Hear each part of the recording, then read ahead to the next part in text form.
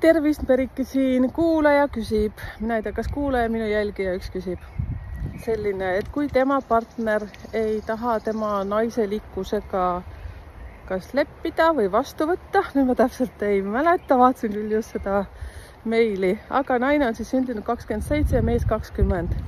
Igaks juhuks mingisugust tema nime siia ei pane, sellepärast et ma ei saanud vastust, et kas tal oli mingi kood või ei olnud, aga ta nüüd hommikul saatis mulle meili. Ja väga huvitav küsimus, kui ma kokku liidan nüüd 2 + 7, ehk siis see naine, see on kokku 9 on ju. Mees on 20, ehk siis tema number on 2, ehk siis 9 + 2 on 11, 1 + 1 on 2. Kas te püsisite käru peal?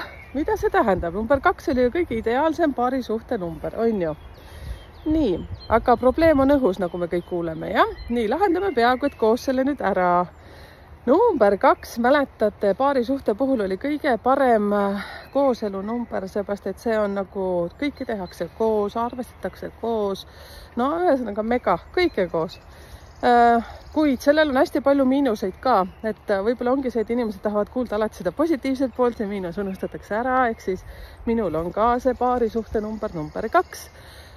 Et mina muidugi olen hästi uurinud ka seda oma partnerit ja tunnen hästi iseennast, milline on mina ja tema on mina, millised me oleme miinuses. Lähme selle suhte juurde tagasi. Kuna ma olen lubanud kõigile, et ma olen otsekohene ja kõige lihtsam ongi siis olla otsekohene veel, kui ma ei tunne seda inimest. Nii, mis selle number 2 miinused on? Emmal kummal võib olla armuke. Siis, no ma peaaegu et arvan, kellel. Tahate ütlen välja või? Ma arvan, et ma ei eksi ka millega pärast. Ma arvan, et sellel, kellel on 20. mugava sünnipäev. Ma võin puusse panna, päriselt ma ei tea mitte kedagi solvata. Aga number 20, mäletate, ma rääkisin, issand, kas oli Hitler või Stalin, kellel oli see number?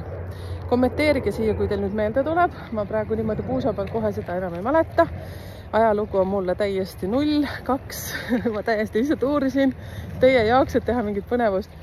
20 on selline oskus, et 2 teeb kokkulepped ja tühistab kokkulepped. Täna tahan, homme ei taha. Täna meeldib, homme ei meeldi. Täna 1, homme teine. Homme ja ülehomme näiteks 3 tükki. Ja number 2 on see, kes tahab hästi-hästi palju tähelepanu. See on siis sellised miinused. Number 2 on ideaalne pereinimene, kui ta on plussis. Ütlen veel kord, see on üleüldine info, mis ma praegu räägin. Mul oleks vaja täpsemalt teada näiteks tema kuud, tema aastat. Ja siis ka selle naise kuud ja aastat. Mis me teeme, siis meil on täitsa teenuses olemas partnerlussuhe eraldi.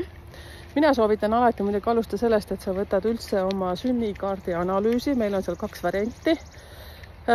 Siis sealt, sinna kuulub ju sinna paketti esiteks edukuse kood, eks ju, mis ma teen kõigile. Siis suhteanalüüs ka kuulub sinna sisse juba. Et see on kõige parem minna, seepärast, et siis ma juba täpselt kakul lahti ja räägin sulle, kirjutan, siis noh, sõltub, mis variandi sa endale võtad, eks ju. Nii, lähme siis selle naise juurde. Mehest 20 rääkisin, nüüd tuleb lennuk jälle. Mul on väga kahju, aga see müranud tuleb, sest ma loodan, et te kuulete. Äkki nõks olen vait. Kas ta näeb?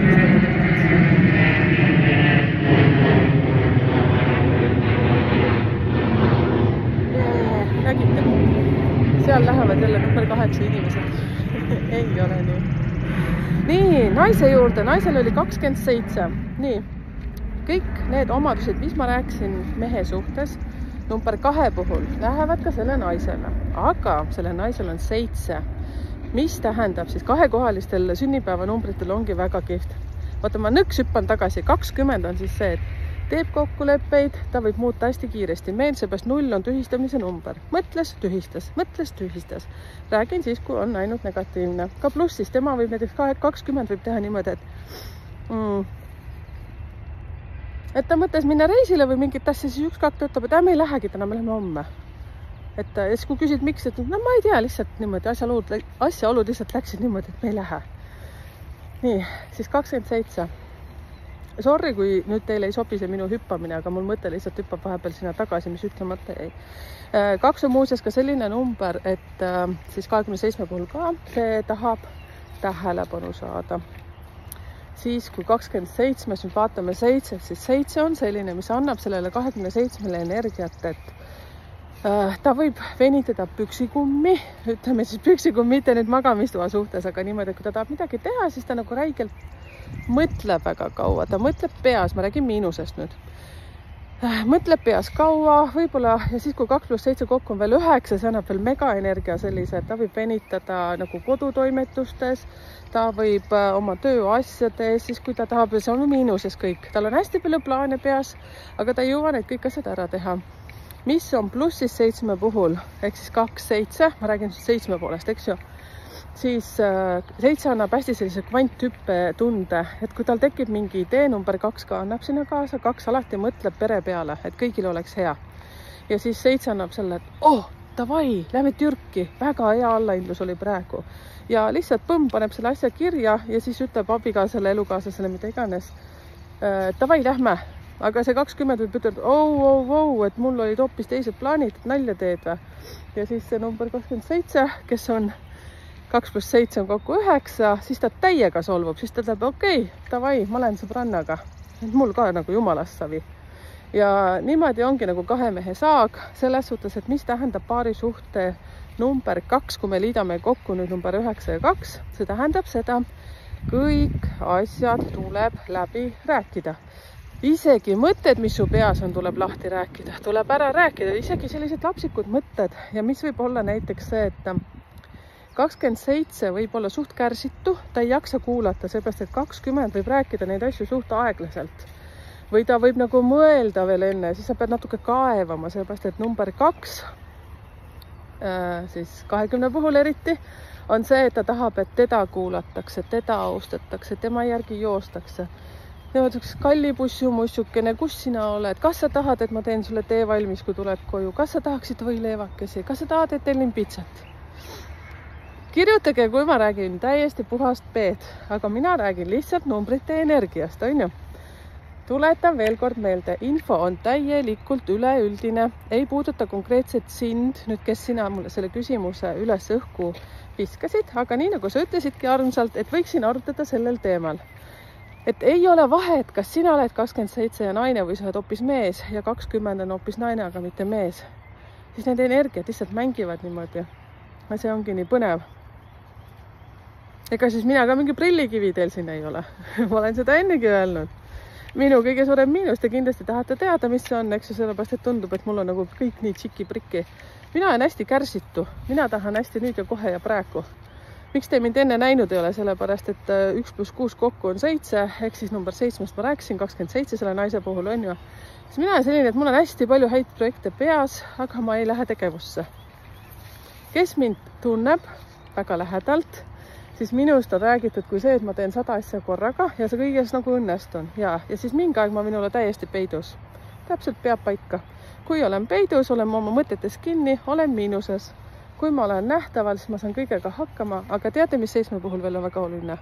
Ei punnita üksinda, meeskond peab taga olema, ehk siis see, et usaldus peab olema, mis 7 puhul on raske, kui ta on miinuses, ei usalda mitte kedagi. Ja kui 2 + 7 kokku liita, nii nagu meil selle juhtumi puhul on number 9, siis ta ei usalda vapsee mitte kedagi, kui ta on miinuses. Aga number 9 annab sellise hea omaduse, et ta on kõige parem sõber, sõbranna. Tema juurde tahetakse tulla vestlema, rääkida oma muresid, kurta. Number 9 alati tunneb kaasa, ta on hästi hea koduperemees, koduperenaine, ta teeb kõik kodu jaoks, ta teeb kõik oma lähedaste jaoks. Ja kui ta nüüd ongi 27 satub kõrvale 20, kes on ka tegelikult ideaalis väga hea elukaaslane. Ja kui ta liigub näiteks miinuses ja hüppab, et täna seda, homme seda, siis ja nii edasi, siis mis te ise arvate? Ja mäletate, minge vaadake aasta prognoos 2025, mida see meile kõigile üleüldiselt tähendab, siis vaadake, mis ma olen rääkinud mai 2025, siis see läheb see kapsas sassi peas, on ju? Ma olen teiega täiesti samal nõul ja siis ma ütlen teile veel ühe asja. Kuidas selle kohta öeldakse? Seaduse mitteteadmine ei kergenda sind karistusest, siis numeroloogia mitteteadmine ei tähenda seda, et see ei toimi. Need numbrid toimivad niikuinii. Mina ütleksin, et parem teada ja nii ongi. Tšauki-pauki, järgmine lennuk tuleb. Number 8 lähevad reisile. Aga kohtumisteni siin YouTube'is.